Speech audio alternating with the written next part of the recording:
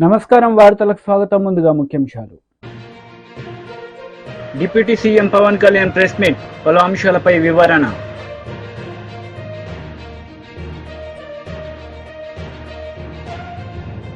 Mandakrishna Madiga press meet, పలు అంశాలపై వివరణ. Deputy CM Pawan Kalyan press meet నిర్వహించారు. ఈ సందర్భంగా పలు అంశాలపై ఆయన మాట్లాడారు. అందరికీ నా హృదయపూర్వక నమస్కారాలు. కూటమి ప్రభుత్వం అధికారంలోకి వచ్చి దాదాపు 60 రోజులు కావస్తుంది. నేను పంచాయతీరాజ్ శాఖ, అటవీ శాఖ బాధ్యతలు స్వీకరించిన తర్వాత పంచాయతీ శాఖకు సంబంధించి చాలా రివ్యూలు చేశాం. రూరల్ వాటర్ సప్లై, రోడ్లకు సంబంధించి చాలా రిపోర్ట్స్లో తెలియజేస్తూనే వచ్చాను. ఏ స్థాయిలో నిధులు సరిగ్గా పంపిణీ జరగలేదు, వచ్చినా దాని దుర్వినియోగం జరిగినాయి. ఈ పరిస్థితుల్లో కూటమి ప్రభుత్వం చాలా చిత్తశుద్ధితోటి ఈ పంచాయతీరాజ్ వ్యవస్థని బలోపేతం చేయాలి అని చెప్పి చాలా బలమైన నిర్ణయం తీసుకున్నాం. దాంట్లో భాగంగానే 3 కీలకమైన నిర్ణయాలు తీసుకున్నాం. ఒకటి, ఆగస్టు 15 ఈ జెండా పండుగకి సంబంధించి. 2, మనకి జాతీయ ఉపాధి హామీ పథకానికి సంబంధించి ఒకటే రోజున 13,326 పంచాయతీల్లో గ్రామసభ తీర్మానాలు జరగాలి.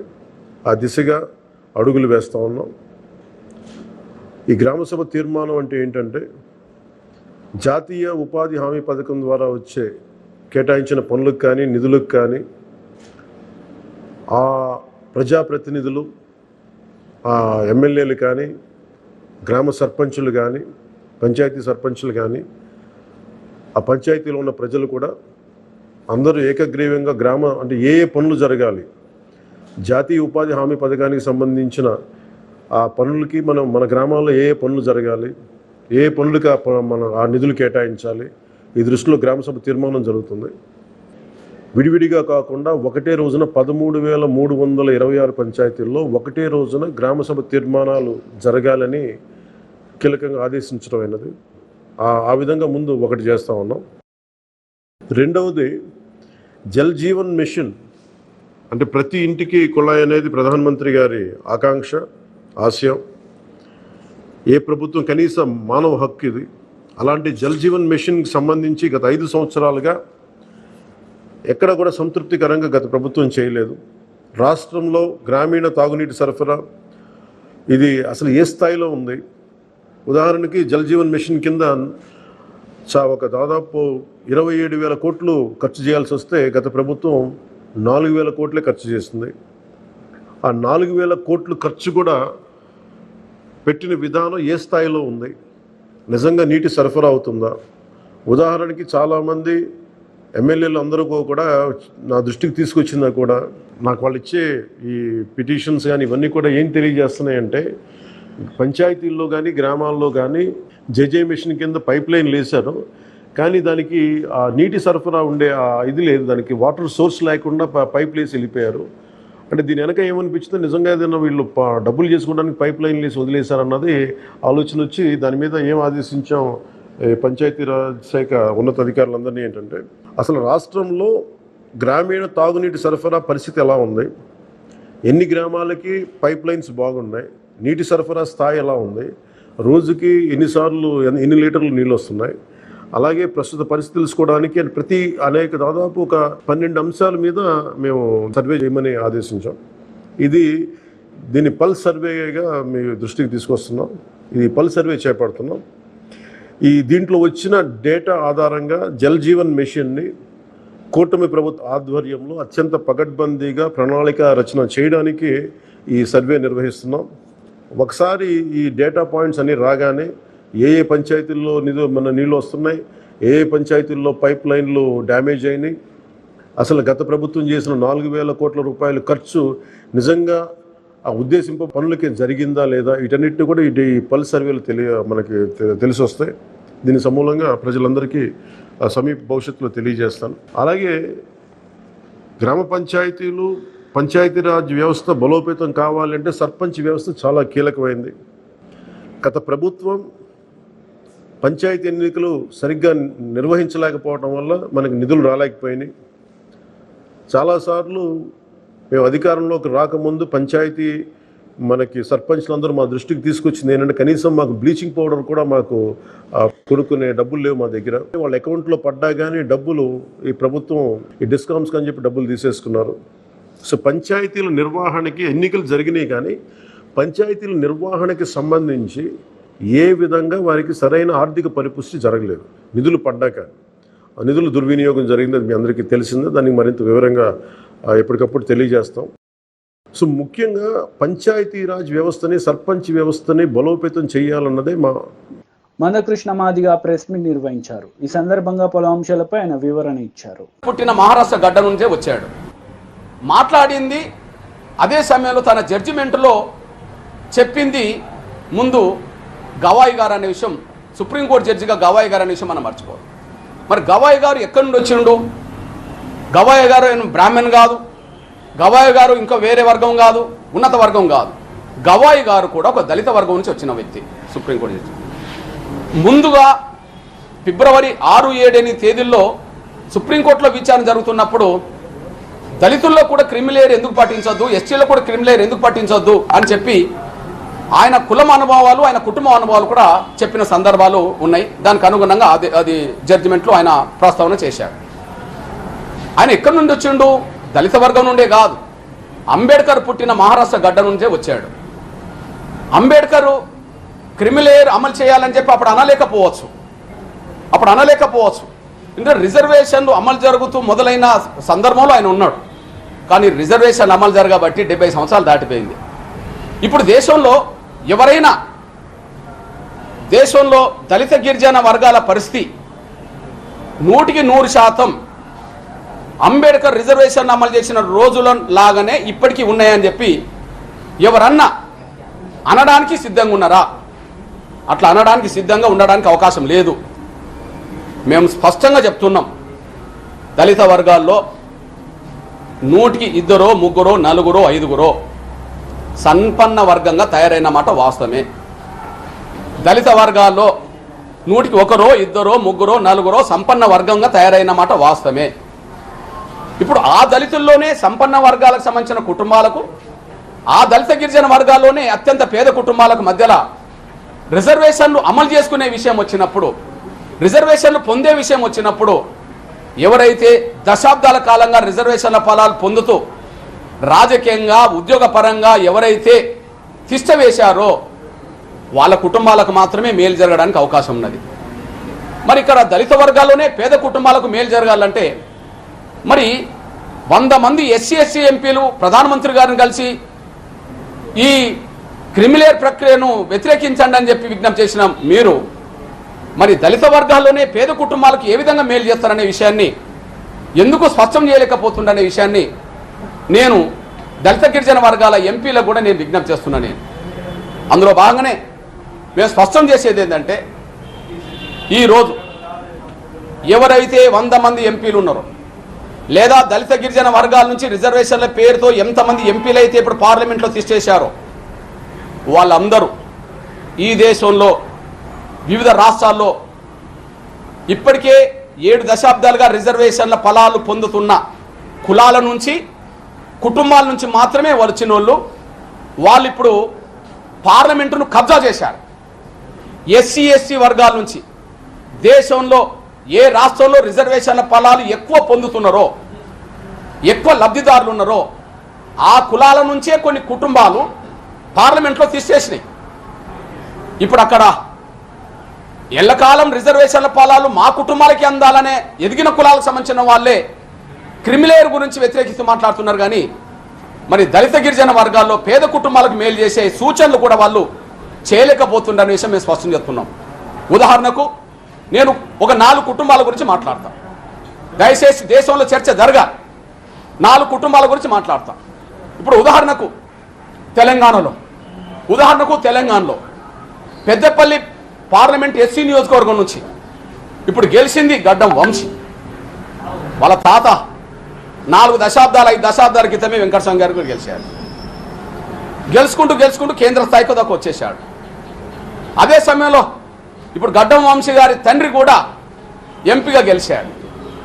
ఇప్పుడు తాతల కాలం నుంచి పెద్దపల్లి, తండ్రుల కాలం నుంచి మనమల కాలం కాడికి వాళ్ళ చేతిలో ఉన్నది. ఇప్పుడు వాళ్ళను పేదలుగా చూస్తామా? వాళ్ళు ఉన్నత వర్గాల్లో సంపన్న వర్గాలు ఎట్లయితే ఎదిగిందంటున్నామో దళిత వర్గాల్లో సంపన్న కుటుంబంగా వెంకటస్వామి కుటుంబం ఎదగలేదని చెప్పగలుగుతామా?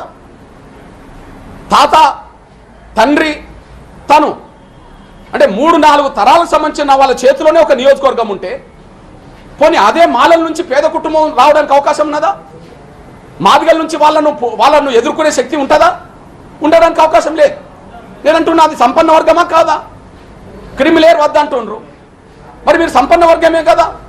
మరి సంపన్న వర్గం చేతిలోనే మొత్తం రిజర్వేషన్ల ఫలాలు పొందేదానికి మాత్రమే లైసెన్సా?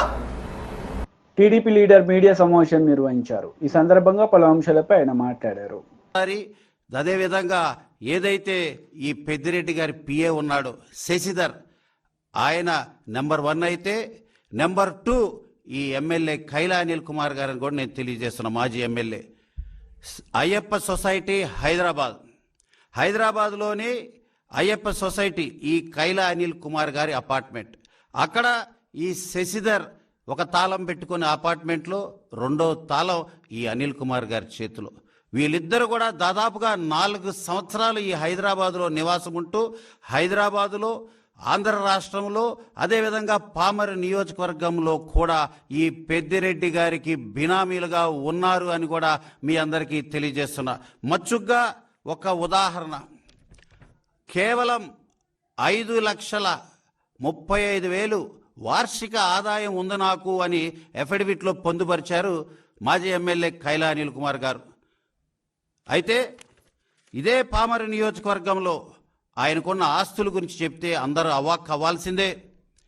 హైదరాబాదులో లోటస్ పాండ్ ఉన్న విధంగా, మాజీ ముఖ్యమంత్రి తాడే ప్యాలెస్ తలదన్నే విధంగా పామరు నియోజకవర్గంలో ఒక ఇంద్రప్రస్థానం కట్టుకున్నాడు ఈ మాజీ ఎమ్మెల్యే కైలా అనిల్ కుమార్. దానికి డబ్బులు ఎక్కడివి?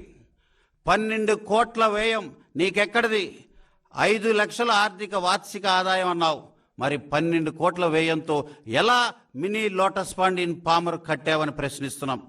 అదేవిధంగా పామరు నియోజకవర్గంలో పెదపారిపూడి మండలంలో పాములపాడనే గ్రామంలో మిస్సెస్ కైలా అనిల్ కుమార్ పేరు మీద 11 ఎకరాల 29 సెంట్ల భూమి ఉంది. ఎన్నికల 3 సంవత్సరాలుగా కొన్నావు. అదేవిధంగా ఈరోజు ఎన్నికలకు ముందే ఎఫిడవిట్లో పొందుపరచాల్సి వస్తుందని ఈ బినామీది మొత్తం కూడా అమ్మేశావు. సూటిగా ప్రశ్నిస్తున్నా, దీనికి సమాధానం చెప్పే ధైర్యం కైలా అనిల్ కుమార్కి ఉందా?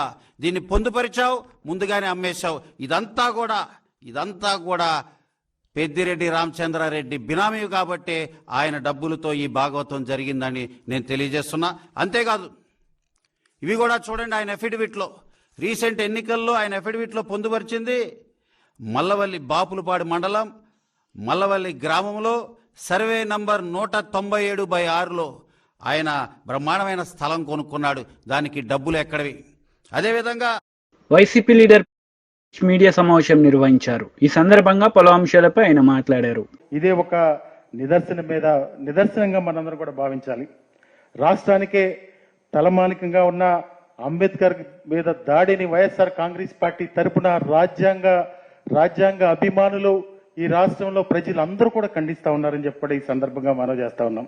ఈ రోజు కూడా చంద్రబాబు నాయుడు గారికి డాక్టర్ బిఆర్ అంబేద్కర్ గారి మీద కానీ, డాక్టర్ బిఆర్ అంబేద్కర్ గారి భావజాలం మీద కానీ ఏ రోజు కూడా ఆయనకి ప్రేమున్న పరిస్థితులు ఉంటే, ఈ దాడి ఒకవేళ దుండగ ద్వారానే జరిగితే వెంటనే కూడా ఈ పార్టీకి చర్యలు తీసుకుని వాళ్ళని శిక్షించే విధంగా చేసేవాళ్ళు. కానీ ఇది చూస్తూ ఉంటే ఈ దాడంతా కూడా ఈ రాష్ట్ర ప్రభుత్వం వెనుకుండే జరిగిందని చెప్పి కూడా ఈ సందర్భంగా తెలియజేసుకుంటా ఉన్నాను. అదేవిధంగా స్వరాజ్య మైదానంలో మొదటి నుంచి కూడా చంద్రబాబు నాయుడు గారికి అక్కడ అంబేద్కర్ గారి విగ్రహం పెట్టడానికి ఇష్టం లేదు. ఆయన ముఖ్యమంత్రిగా ఉన్నప్పుడు 5 సంవత్సరాలు రాజధానిలో డాక్టర్ బిఆర్ అంబేద్కర్ గారి విగ్రహాన్ని పెడతానని చెప్పారు. 5 సంవత్సరాలు కూడా మరిపించారు. 5 సంవత్సరాలు కూడా మరిపించిన తర్వాత మళ్ళీ ఎన్నికలకు వెళ్ళారు. ఎన్నికలకు వెళ్ళినప్పుడు ప్రజలు తిరస్కరించారు. తర్వాత జగన్మోహన్ రెడ్డి గారు వచ్చిన తర్వాత అత్యంత ప్రతిష్టాత్మకంగా స్వరాజ్ మైదానంలో 400 కోట్ల రూపాయలు ఖర్చు పెట్టి 400 కోట్ల రూపాయలు ఖర్చు పెట్టి అక్కడ విగ్రహాన్ని ఏర్పాటు చేస్తే ఆయనకి ఏంటంటే అంతకుముందు దీని అంతటికీ ఒక కారణం ఉంది. ఆయన ఈ స్వరాజ్ మైదానాన్ని ఎవరికో ఒక సంస్థకు కట్టబెట్టి ఆయన దాని లబ్ధి పొందాలని చెప్పి ఆ రోజు ప్రయత్నం చేసినటువంటి పరిస్థితులు ఈ రాష్ట్ర ప్రజలందరికీ కూడా తెలుసు. అప్పుడు మేధావులందరూ కూడా ఉద్యమం చేశారు. అక్కడ ప్రైవేట్ కంపెనీకి ఇవ్వద్దని చెప్పి ఆ రోజు ఉద్యమాలు చేస్తే మీరు వెనక్కి వచ్చిన మాట వాస్తవం కాదా చంద్రబాబు నాయుడు గారు అని చెప్పి నేను ఈ సందర్భంగా మిమ్మల్ని మీ ద్వారా అడుగుతా ఉన్నా.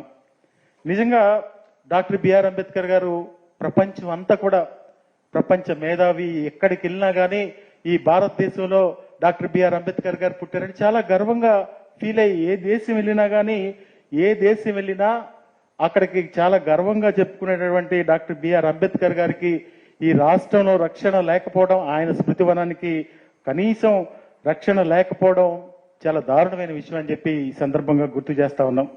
కనీసం చంద్రబాబు నాయుడు గారు 14 ఏళ్లలో ముఖ్యమంత్రిగా ఉన్నప్పుడు ఏ రోజైనా డాక్టర్ బిఆర్ అంబేద్కర్ గారి స్మృతివనం కానీ డాక్టర్ బిఆర్ అంబేద్కర్ పేరు గుర్తు ఉండిపోయే విధంగా ఈ రాష్ట్రంలో ఎప్పుడన్నా కానీ ఏదైనా ఒక కార్యక్రమం చేశారని చెప్పి నేను మీ ద్వారా అడుగుతా ఉన్నాం.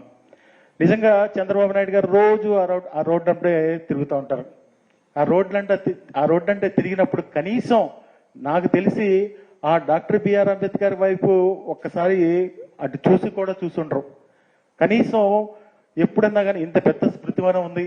సరే, అది ఎవరి ప్రభుత్వంలో కట్టారు, ఎవరు ప్రభుత్వంలో అది. బీజేపీ లీడర్ మీడియా సమావేశం నిర్వహించారు. ఈ సందర్భంగా పలు అంశాలపై ఆయన మాట్లాడారు. అవును, ఆరోపణ ఏంటంటే మీరు కేవలము బీహార్, ఆంధ్రప్రదేశ్ పేర్లే తీసుకున్నారు, కానీ అవును అది వేరే రాష్ట్రాలు తీసుకోలేదు. అంటే పేరు తీసుకున్నందువల్ల ఆ రాష్ట్రాలకు ఏమొచ్చు రాదని అది తప్పు. ఎందుకంటే బీహార్ ఈ 2 రాష్ట్రాలు విభజన అయినాయి. విభజన వల్ల వాళ్ళకి నష్టమైన రాష్ట్రాలు. ఎందుకంటే మన తెలంగాణ, ఆంధ్ర ఉన్నప్పుడు హైదరాబాద్ మొత్తం తెలంగాణకు వచ్చే వరకు ఆంధ్రాకు నష్టమైంది. అట్లనే బీహార్లో నిధులు, వనర, మన మైన్స్ ఇవన్నీ కూడా అక్కడ ఉండేది, ఎక్కడ జార్ఖండ్ ఉండేది. ఆ ఇన్కమ్ పోయింది. అయితే వీటికి ప్రత్యేకంగా చెప్పడం, వాళ్ళ పేరు తీసుకున్నారు కానీ వాళ్ళు ప్రత్యేకంగా చాలా గొప్పగా ఏమి ఇవ్వలేదు. అవును, అమరావతికి 15,000 కోట్లు ఇచ్చిండ్రు, కానీ ఇది మర్చిపోతుంది ఏంటంటే తెలంగాణకు 40,000 కోట్లు ఇచ్చిండ్రు. ఇప్పటివరకు ఇచ్చేసిండ్రు కూడా. అది ఇంకా మన ఫైనాన్స్ మంత్రి బట్టి విక్రమార్క గారు కూడా చెప్పిండ్రు. 35,000 కోట్లు ఈ గత 5-6 నెలల్లో 35,000 కోట్లు FRBM హద్దులు దాటినా కూడా ఇక్కడ కాంగ్రెస్ ప్రభుత్వం, అక్కడ బీజేపీ ప్రభుత్వం అయినా కూడా బీజేపీ ప్రభుత్వం ఇక్కడ 35,000 కోట్లు ఇక్కడ ఇచ్చింది. ఎందుకంటే రాజకీయాలకు పక్కకు పెట్టి ఇది ఇవ్వకుంటే నిజంగానే మన రాష్ట్రం ఇబ్బందులు పడుతుంది. కరెంటుకు పైసలు ఉండయి, పెన్షన్లకు పైసలు ఉండయని 35,000 కోట్లు ఇచ్చింది. అయితే ఇవన్నీ కూడా పక్కకు పెట్టి అఫ్కోర్స్ రాజకీయాలు ఉంటాయి. అది ఎవరు కూడా ప్రత్యేకంగా పార్లమెంట్లో అవి తప్పుకోలేరు. అందరు కూడా కేవలం సంఖ్యల గురించే కాదు, ప్రతి పార్టీ వాళ్లకు రాజకీయంగా లాభమయ్యేటట్టు మాట్లాడతారు. కొన్నిసార్లు వాస్తవాలు పక్కకు పెట్టి. అందుకే ఈ ఆరోపణలు కేవలం బీహార్ అండ్ ఆంధ్రప్రదేశ్ పేరు చెప్పినట్టు. కానీ మనకు అన్నీ కూడా ఏ రాష్ట్రాలకి ఏమొస్తున్నాయో మనకంతా అంతకంటే ఎక్కువ కూడా వస్తుంది. ఉదాహరణంగా గుజరాత్ పేరు, రాజస్థాన్ పేరు కూడా తీసుకోలేదు, ఉత్తరప్రదేశ్ పేరు కూడా తీసుకోలేదు. ఇంకో ఆరోపణ ఏంటంటే ఇవి కొంచెం కన్ఫ్యూజన్ ఉంటుంది వాళ్ళకు. ఏంటంటే మీ దగ్గర 8 ఎంపీలు ఉండే ఏమీ 0 తీసుకొచ్చిండ్రు అంటే ఎంపీలు ఎక్కువ, బీజేపీ ఎంపీలు ఎక్కువ ఉన్న దగ్గర ఎక్కువ వాళ్ళంటే మొత్తానికి మొత్తము మధ్యప్రదేశ్కో, రాజస్థాన్కో, ఉత్తరప్రదేశ్కో పోవాలి. అంటే ఎంపీలు 0 ఉంటే ఏం రావద్దనా? అది కాదు. ఎంపీలకు ఎంత సంఖ్య ఉన్నారు, మళ్ళీ నిధులకు ఏమి సంబంధం ఉండదు. దేనికి సంబంధం ఉంటుంది, ఏ రాష్ట్రానికి ఏమి అవసరాలు ఉన్నాయో ఆ సంబంధం అదే దృష్టిలో పెట్టుకొని రాజకీయాలు పక్కకు పెట్టి నిజంగానే బడ్జెట్ను ప్రవేశపెట్టిన గొప్పతనం మన బీజేపీ ప్రభుత్వానికి ఉన్నది. గుజరాత్, రాజస్థాన్, మధ్యప్రదేశ్కి ఏమొస్తున్నాయి అవన్నీ కూడా వస్తున్నాయి, ఇంకా ఎక్కువనే వస్తున్నాయి. ఇక్కడ రీజనల్ రింగ్ రోడ్ గురించి చెప్పలేదు బడ్జెట్లో, కానీ 25,000 కోట్ల రీజనల్ రింగ్ రోడ్ చేస్తుంది కదా. ప్రత్యేకంగా చెప్పని అవసరం లేదు, ఎవరు కూడా చెప్పలేదు, జవహర్లాల్ నెహ్రూ కూడా చెప్పలేదు. ఇంకోటి అంటారు బడ్జెట్లో మీరు పిల్లల గురించి ఆలోచన లేదు, పసిపిల్లలకి ఏం చేయలేదు, ఒక చిల్డ్రన్ అనే పదం కూడా వాడలేదు. అవును, అన్ని బడ్జెట్ స్పీచ్ ఓ గంటనో గంటన్నర ఉంటుంది, అన్ని వివరాలు చెప్పలేము. బీఆర్ఎస్ లీడర్ మీడియా సమావేశం నిర్వహించారు. ఈ సందర్భంగా పలు అంశాలపై ఆయన మాట్లాడారు. లేదా అసలు నా హుజరాబాద్ నియోజకవర్గంలో 100 బెడెడ్ హాస్పిటల్ ఉంటుంది, అద్భుతంగా నడుస్తుంది. మా కేసీఆర్ గారి ప్రభుత్వం ఉన్నప్పుడు, మా ప్రభుత్వం ఉన్నప్పుడు మేము నెలకి 200 డెలివరీలు చేసేది. హుజరాబాద్లో 200 ఫ్రీ డెలివరీ చేసి కేసీఆర్ కిట్ ఇచ్చి, ఇలా మగబిడ్డ పుడితే 12,000, ఆడబిడ్డ పుడితే 13,000 ఇచ్చి ఆ తల్లి బిడ్డల్ని ఇద్దరిని క్షేమంగా ఇంటికాడ దింపి వచ్చేది కేసీఆర్ గారి ప్రభుత్వం ఉన్నప్పుడు. ఇవాళ ఎంత బాధ అనిపిస్తుందంటే, ఆ హుజరాబాద్ హాస్పిటల్కి పోతే మొన్న 100 బెడెడ్ హాస్పిటల్, ఒక్క బెడ్లో 4 పేషెంట్స్ ఉన్నారు. మొత్తం 100 బెడ్ హాస్పిటల్లో 4 పేషెంట్స్ ఉన్నారు కేవలం. ఎందుకున్నారు అని అంటే, ఇలా కేసీఆర్ గారి ప్రభుత్వం ఉన్నప్పుడు 6 గైనకాలజిస్టులు ఉండే, ఇలా కేవలం ఒక్కరే ఉన్నారు. ఇలా ఆ రోజు 2 జనరల్ సర్జన్లు ఉండే, ఇలా ట్రాన్స్ఫర్ చేసి 0 చేసిండ్రు. ఇలా 5 అనెస్థిషియాలు ఉండే, ఇలా కేవలం 2 అనెస్థిషియాలు మాత్రమే ఉన్నారు. ఇలా ఈఎన్టీ ఉండే, ఇలా ఈఎన్టీ లేకుండా చేసిండ్రు. ఇలా ఈ పరిస్థితి ఎందుకు తీసుకొని వస్తున్నారని నేను అడుగుతా ఉన్నాను. నా హుజరాబాద్ నియోజకవర్గంలో ప్రజలు చాలా ఇబ్బంది పడుతూ ఉన్నారు. దయచేసి అర్థం చేసుకోండి. ఆ రోజు గైనకాలజిస్టులు 6 ఉంటే 1కి తీసుకొని వచ్చిండ్రు, ఆర్తో 1 ఉంటే 0కి తీసుకొని వచ్చిండ్రు, జనరల్ సర్జన్స్ 2 ఉంటే 0కి తీసుకొని వచ్చిండ్రు, అనెస్థిషియా 5 ఉంటే 2కి తీసుకొని వచ్చిండ్రు, ఈఎన్టీ 1 ఉంటే 0కి తీసుకొని వచ్చిండ్రు. మరి పేషెంట్స్ ఎట్లా రావాలని నేను అడుగుతా ఉన్నాను. అదేవిధంగా మా జమ్మికుంట హాస్పిటల్లో కూడా 70 నుంచి 100 డెలివరీలు ఫ్రీగా చేసేది. ఇలా డెలివరీలు ఫ్రీగా చేసేది. ఇలా జమ్మికుంట హాస్పిటల్లో కూడా గైనకాలజిస్ట్ని తీసేస్తే ఇలా మొత్తం క్లోజ్ అయింది, 0కి వచ్చింది. చాలా బాధ అనిపిస్తూ ఉంది.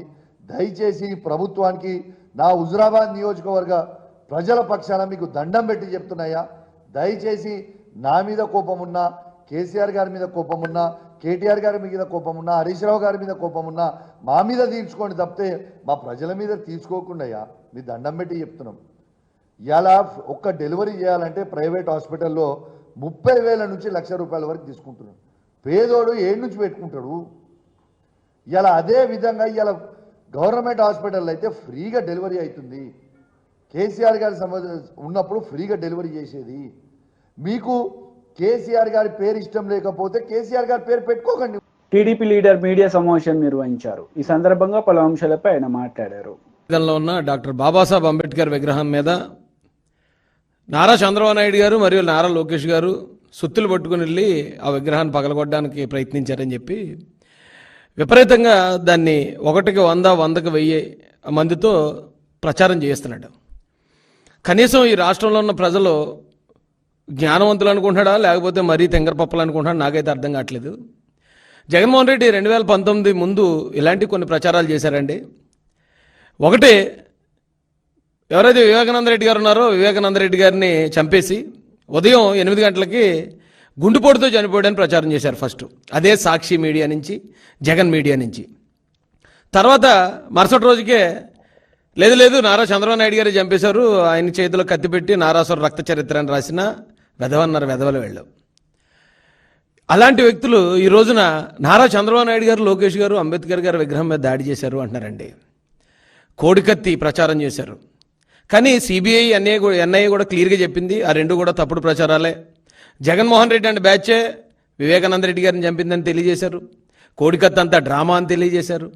దీంతోపాటు నారా చంద్రబాబు నాయుడు గారి మీద ఎస్సీలుగా ఎవరైనా పుట్టాలనుకుంటారా అని అన్నారు అని ముందు వెనక కట్ చేసి ఓ తప్పుడు ప్రచారం చేశారండి.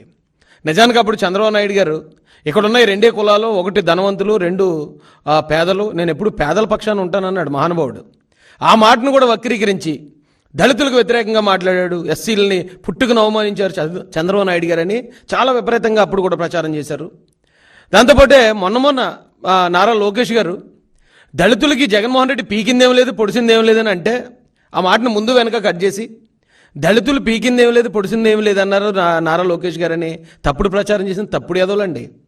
వీళ్ళు నిజంగా మనుషులు పుట్టారా అబద్ధాలకు పుట్టారో నాకైతే అర్థం కావట్లేదు. కానీ ఇలాంటి తప్పుడు ప్రచారాలు చేసిన ఇదే వెధవలు ఈ రోజున డాక్టర్ బాబాసాహెబ్ అంబేద్కర్ విగ్రహం మీద నారా చంద్రబాబు నాయుడు గారు లోకేష్ గారు దాడి చేశారని చెప్తున్నారండి. నేను ఆ స్టాట్యూని సందర్శించి వచ్చాను. అక్కడ చూస్తే బాబాసాహెబ్ అంబేద్కర్ గారి విగ్రహం 125 అడుగులు ఉన్నా సరే ఆ విగ్రహాన్ని డామినేట్ చేస్తూ ఇంతంత తాటిగా ఎంత అక్షరాలతో వైఎస్ జగన్మోహన్ రెడ్డి అని పెద్ద పెద్ద అక్షరాలతో పేరు రాసుకున్నాడండి. ఇతను పేరు రాసుకుంటే ఎవడికో నచ్చలేదు. ఎందుకు నచ్చలేదు అంటే దానికి కూడా కొన్ని కారణాలు ఉంటాయండి. ఇప్పుడు జగన్మోహన్ రెడ్డి అధికారంలోకి వచ్చిన వెంటనే అంబేద్కర్ గారి పేరు విదేశీ విద్యకు తీసేసి జగన్ పేరు పెట్టుకున్నాడు. అలాగే హెల్త్ యూనివర్సిటీకి ఎన్టీఆర్ గారి పేరు తీసేసి వైఎస్ రాజశేఖర రెడ్డి పేరు పెట్టుకున్నాడు. అయితే ఎవడో అమాయకుడు ఒకవేళ గవర్నమెంట్ మారితే ఇలా పేరు తీసేయలేమో, జగన్మోహన్ రెడ్డి పేరు కూడా తీసేసి ఇక్కడ చంద్రబాబు నాయుడు గారి పేరు పెట్టలేమో, ఒకవేళ జగన్మోహన్ రెడ్డి మర్చిపోయారేమో ఈ గవర్నమెంట్ అని చెప్పి ఎవడో పీకి పారేసి ఉంటాడు. అది ఎవరైతే పీకేశారో తెలుగుదేశం పార్టీ నుంచి మేము ఖండిస్తున్నాం. అలాంటి దాన్ని కూడా ఖచ్చితంగా వారి మీద కూడా పార్టీ చర్యలు తీసుకుంటుంది. తెలుగుదేశం పార్టీ అధికార ప్రతినిధిగా నేను ఖండించినా ఒక దళితుడిగా నేను చాలా ఆనందపడ్డానండి అతను చేసిన పనికి. ఎందుకంటే జగన్మోహన్ రెడ్డి పేరు అంబేద్కర్ గారి కాళ్ళ దగ్గర ఉండటానికి కూడా అతనికి అర్హత లేదండి. ఎందుకంటే జగన్మోహన్ రెడ్డి అనే వ్యక్తి వ్యభిచారులకు నాయకుడు. ఎందుకు ఈ మాట అన్నానంటే ఈ రోజున దువ్వాడ శ్రీనివాస్ స్టోరీ జరుగుతుందండి.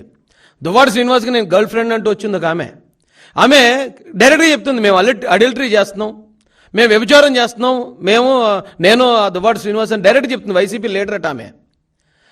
అలాగే ఎవరైతే అంబటి రాంబాబు పెళ్ళయి వేరే ఆమెతో తప్పుడు మాటలు వార్తలు ముగించే ముందు ముఖ్యాంశాలు మరోసారి. Deputy CM Pawan Kalyan press meet, పలు అంశాలపై వివరణ.